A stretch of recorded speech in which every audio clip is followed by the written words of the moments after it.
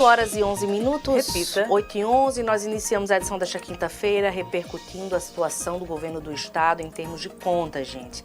Porque o governo acumula uma dívida estimada em 9,13 milhões com prestadores de serviços terceirizados provenientes de contratações das administrações direta e indireta do estado, sendo 5 milhões referente à pasta da saúde e da educação, que é outro grande contratante. Não respondeu ao seu pedido de dados, conforme admitiu o secretário estadual de administração, Pedro Lopes de Araújo Neto, perante a Comissão de Administração, Serviços Públicos, Trabalho e Segurança da Assembleia Legislativa. A presidente dessa comissão, a Comissão de Administração e Serviços Públicos, é a deputada estadual Cristiane Dantas. Ela é do Solidariedade. Ela foi quem fez o convite ao secretário Pedro Lopes para esclarecer o atraso de pagamento às empresas prestadoras de serviços e, ao final dessa reunião, a própria deputada lamentou que as informações que foram prestadas pelo secretário Pedro Lopes não tenham atendidas às expectativas dos deputados. E ela disse que até mesmo dos servidores públicos que acompanharam as explicações. Ela sugeriu, inclusive, que o governo busque outras soluções para o equilíbrio das contas públicas, que não seja aí o aumento de impostos. Pois é, olha, a gente se surpreendeu aqui com o valor, viu? Porque 9 milhões, Pedro Lopes falou lá de débito com prestadores de serviço, eu pensava que era muito mais. Porque a dificuldade que o governo do estado tem alegado corriqueiramente para se pagar fornecedores, para se pagar prestadores de serviço, é gigantesca. A gente pensava que a dívida era muito maior. Como você não consegue equacionar uma dívida de 9 milhões em um orçamento que supera os 15 bilhões de reais, né? Então, o secretário de administração, Pedro Lopes, ele tem que dar uma resposta à sociedade, uma forma de se gerir melhor esses recursos para fazer o pagamento dessa dívida. E claro, o que a deputada Cristiane Dantas cobra, a transparência nesses dados, é a função dela, claro, como é a prerrogativa de deputado estadual, mas isso deveria ser fato corriqueiro em toda a sociedade. A gente convive tanto com paralisações de serviços terceirizados, porque as empresas que contratam esses servidores que prestam serviço ao Estado, muitas vezes não tem como pagar os salários e a gente tem paralisações. Acontece isso muito no Valfredo Gugel, porque tem um serviço lá terceirizado, principalmente de vigilância, de maqueiros também em alguns momentos. Então, o governo do Estado tem que dar uma resposta, porque não é uma dívida alta. Pelo que o secretário falou, e esse dado, repito, surpreende, eu pensava que era muito maior. Pelo que o secretário falou, Pedro Lopes, é uma dívida que dá para ser equacionada pelo governo.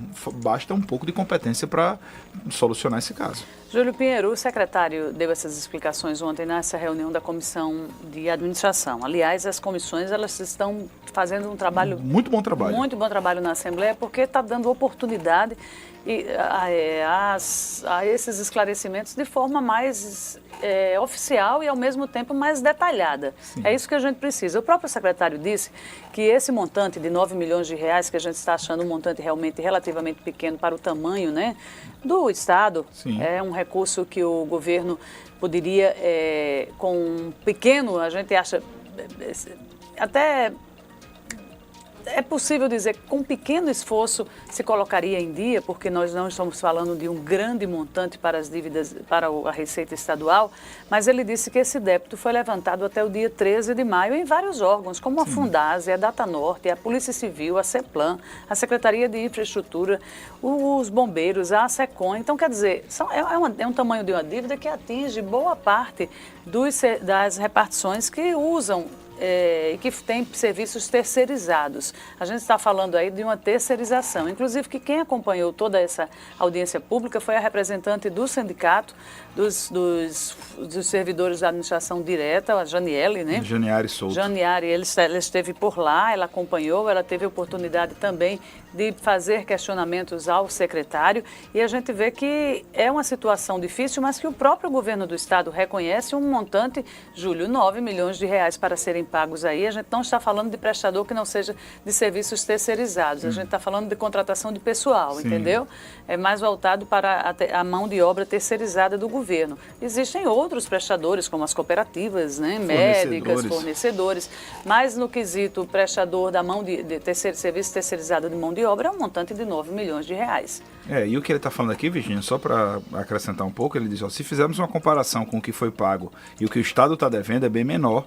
Ele considerou, Pedro Lopes, dizendo que houve uma queda, que a CESAP já havia pago 52 milhões oriundos de fontes estaduais e 21 milhões oriundos de fontes federais, totalizando 73 milhões aos prestadores de serviço. Aí um valor que a gente imaginava que fosse o atual. Mas que bom parte dessa dívida já paga pela CESAP, Sim, né? Ele fez esse recorte da Secretaria de Saúde e a Secretaria de Educação, que são as duas secretarias que mais contratam esse tipo de mão de obra, né, terceirizada. Sim. E o volume imenso, porque a terceirização está presente hoje nos hospitais e também nas escolas estaduais. Então, cabe aí ao governo fazer todo um reajuste agora com relação Paga o povo. Paga o povo, mas também tem que fazer todo um reajuste aí, 9 milhões também ainda é muito dinheiro, né? A gente ficou assustando porque a gente faz um comparativo com os outros governos, né? Aí se torna pequeno, mas não é pequeno não, minha gente. É muito grande e é preocupante, sim. 8h16. Repita. 8h16, a gente segue falando dos assuntos relacionados à Assembleia Legislativa.